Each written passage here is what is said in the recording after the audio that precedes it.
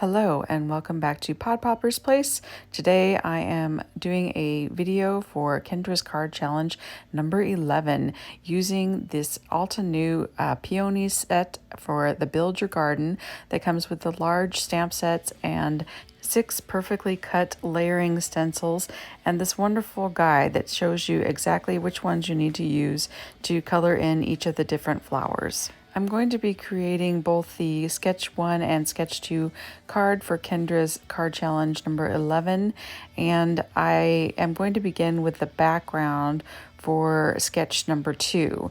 And I'm going to be using both of the large stamps to just create a full background of the florals. And it's going pretty well, and I'm using my Memento ink so that I can put lots of ink and get the florals all colored in with the stencils. But I made this crucial error that many crafters probably do. Hopefully it's not just me. But I didn't clean off my stamp well enough before I went to place it in a different spot. So I got this horrible blob, and rather than throwing the whole background away, I am going to use that for card sketch number 1, as it just has a small tag, and so that's going to be my tag rather than the background. So I recreated the background, and it went great this time, as I was sure to clean off all of the ink really well before I moved the stamp and got my background completed. Hopefully you're familiar with Kendra's card challenge, but if you are not, please go check out her videos explaining the details for the challenge. It's a quarterly challenge. It is free, and Cards by Kendra is the creator of the challenge, and there's some wonderful prizes to be awarded, and Altenew is one of the sponsors for the challenge. So be sure and check that out if you aren't familiar with it already. Now that I've completed all the stamping, I can go to my guide and get out my stencils, and they are numbered in the top corner, which is wonderful. The directions are very clear, and the most tricky thing is to figure out how to lay the stencil down, especially as I've kind of turned these and not used them in their full image. So I did have to maneuver it around a little bit to figure out which one or which way they needed to lay down. But if you pay attention to where the leaves are or where the little buds are, it is not that difficult. As my glass mat is not magnetic, I am using some washi tape to secure the panel to the glass mat, and then as also to secure the stencils to the paper so that it doesn't move while I'm doing all of the coloring. And it is a really nice tight stencil. I was really concerned about whether or not the ink would be getting underneath the stencil, which can sometimes happen, but it actually worked really perfectly. I was very pleased with that. And I got out this new stamp color from Stampin' Up. It's called Boho Blue, and I just thought it would be a really pretty color for this. Plus it kind of matches the paper that I am using for Kendra's card challenges sketches. So I'm going to do 3 layers of this boho blue. So the first layer, which is going to be most of it, is going to be fairly light. I did get a little bit more on some areas than I had wanted, but as you can see, when all of the 3 layers are on, it actually works out really well.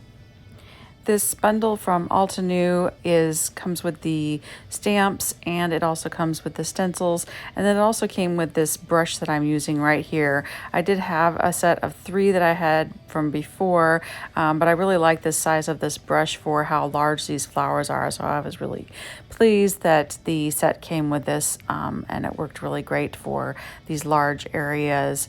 I do use some of my smaller brushes for some of the areas that are smaller, like the center of the flower and also some of the leaves. So this is the second layer of the flower, and as you can see in the top left corner, I have the diagram showing which stencil. It has a little circle of which stencil you want to use next in the steps. So it's very clear. The first flower has only 2 or 3 different stencils, and the second flower has I believe 3 stencils as well. There's 6 total stencils, so I think 3 is for one flower and 3 is for the other flower. So you're not going back and forth between all 6 of them while you're doing one flower, but you are using 3 different ones for one flower.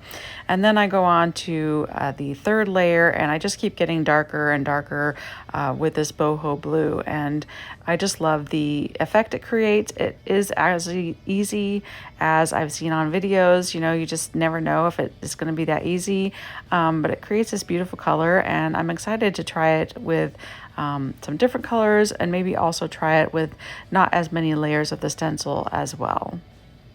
The next step in the process is the center of the flower, and there are 2 for this particular stamp. There are 2 for the center. One is the larger, and then one is like more of a detailed area. And so I do a kind of a lighter yellow for the center, and then a little bit darker yellow orange for the extra detail areas. And I do like that you can do this nice and fast with the stencil. It would also be very pretty if you wanted to color this by hand, this area, because they are like really nicely drawn out. You could just do it by hand if you wanted it to have a little more exactness to it.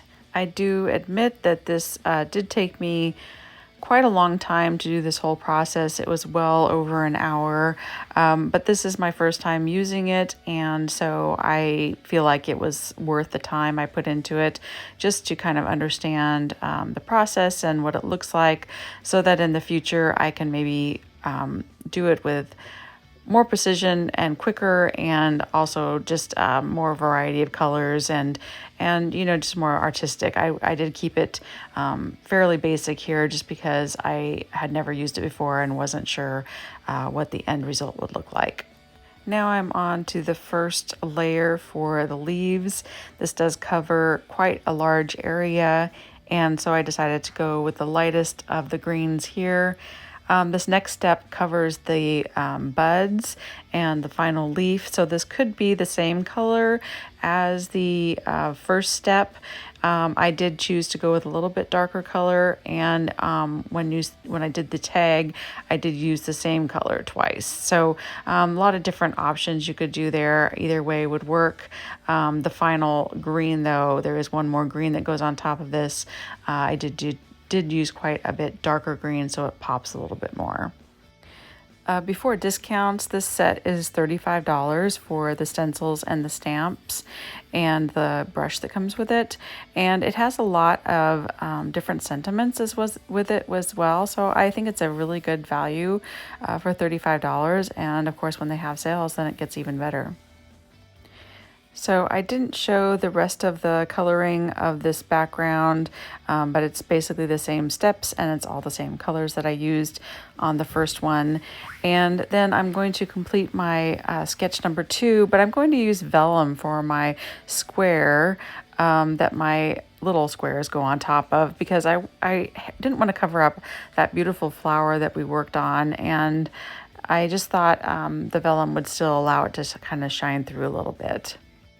So after gluing my pieces together, I do use a piece of cardstock that is also boho blue for the back frame for the card, and then I ended up getting some little ink spots, and you probably really can't see it on the video, but there were some little ink spots on some of my squares, and although the sketch didn't call for any embellishments, I did add some.